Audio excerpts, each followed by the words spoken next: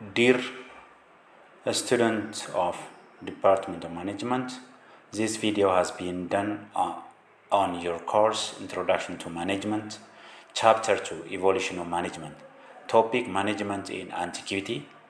Thus, let's proceed for the lesson of today. Here, management in Antiquity as a practice was from the ancient time. The practice of management can be traced back to thousands of years. Ancient civilization used management practice for the purpose of expanding their empires. They were using planning, organizing, leading, and controlling of various principles of management. Historically, there were many evidences indicating existence of management in early human careers. Some of the evidences were like in the early Sumerians, 5000 before Christ, used written rules and regulation for governance for the purpose of governing their territory. They are using written rules and regulations. The early Egyptians or the Pharaohs, 4000 to 1600 before Christ, they used the management function of planning, organizing, and controlling when they constructed the great pyramids of Egypt. Again, Babylonians, 8800 before Christ, they were using extensive sets of laws and policies for governance purposes. Hebrews 1941 before Christ, Moses during Exodus, he led Israelites from going from Egypt to the land of Canaan. So they were using various principles of management. Early Chinese, 1100 to 500 before Christ, they used extensive organization structure for governance and arts. Greeks were also using like 400 before Christ, used different governing system for cities and states. Indian were also 321 before Christ, like Cavitilia, addresses organization and management of trade and commerce, laws and court, social customs, marriage, taxation, and the likes. So there were a lot of practices, or a lot of early civilization that has been using management principle. Even early Romans, Roman Catholic used an organization with a formal structure and hierarchy that existed long before the term management came into common usage. They also developed a well-defined organizational structure that greatly facilitated communication and control.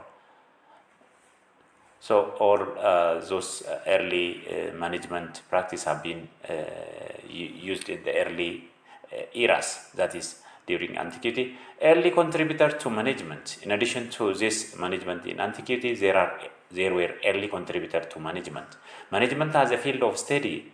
It was like 19th century developed in response to industrial revolution in Europe and America. So management as a field of discipline, it was inaugurated 19th century. The development of management thought, as we know, it is a relatively modern concept. The age of industrialization, 19th century, and the subsequent emergence of large corporate organization called for new approach to management. Some of those contributors were Robert Owen and the management era.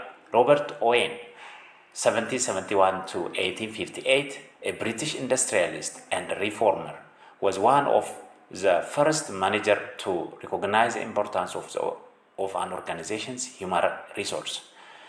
Until his era, factory workers were generally viewed in much the same way that machinery and equipments were. So human beings were equated with the machines. The human beings were considered as a machine before the Robert Owen just formulated his theory that human resources are more valuable than other machines. Owen believed that workers deserve respect and dignity. He implemented better working conditions, higher minimum working age for children. Even the first time that age for children for work has been developed by Robert Owen. Even meals for employees, food service for employees, and reduced working hours. He assumed that giving more attention to workers would pay off in increasing output. So Robert Owen has just introduced that just reducing hours of work, it increases efficiency for the output of the industry. Early workers and contribution of Charles Babbage. Charles Babbage is also another contributor in addition to Robert Owen. Charles Babbage, 1792 to 1871, an early English mathematician, focused his attention on the efficiencies of production.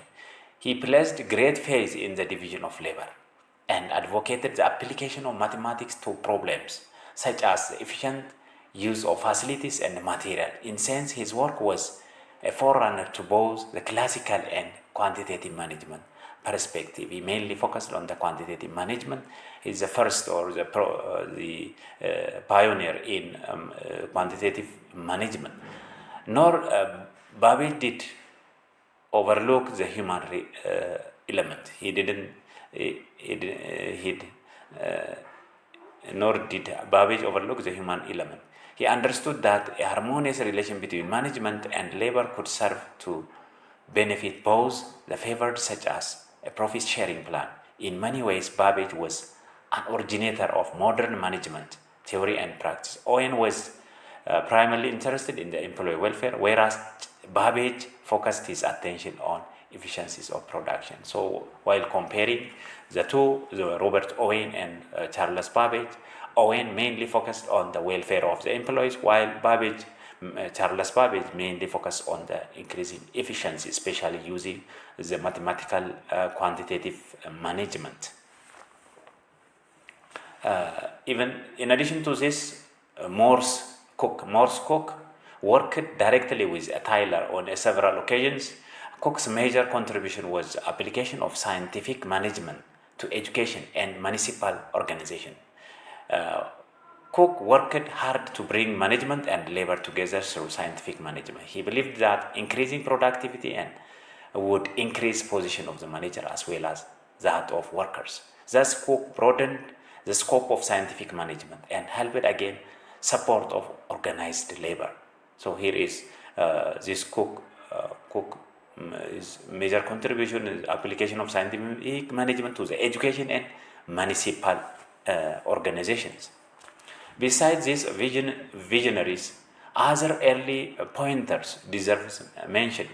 For instance, Andrew Orr, the world's first professor to teach management principles in the early 17th century at an Anderson College in Glasgow. Charles Dupin soon followed suit in France. Daniel Maclam developed several basic principles of management and published one of the first organization charts. First organization chart has been developed by Daniel Maclam. Henry Poor wrote extensive about management inefficiencies in the railroad industry in the late 19th century. Those were just contributors. Okay, thank you very much. These were the issues in the early contributor of management. Maybe to conclude, management in Antiquity involved organizing and supervising resources and people to achieve specific goals, encompassing aspects like production, exchange, public administration. Early examples include the Sumerian culture, and later in civilization like Egypt, Mesopotamia, Greek, and Rome. These societies developed hierarchical structure, administrative system, and leadership role to manage their resources and projects. So these are some of course, there are a lot of contributors for the management in Antiquity, but these are the major ones. And thank you very much.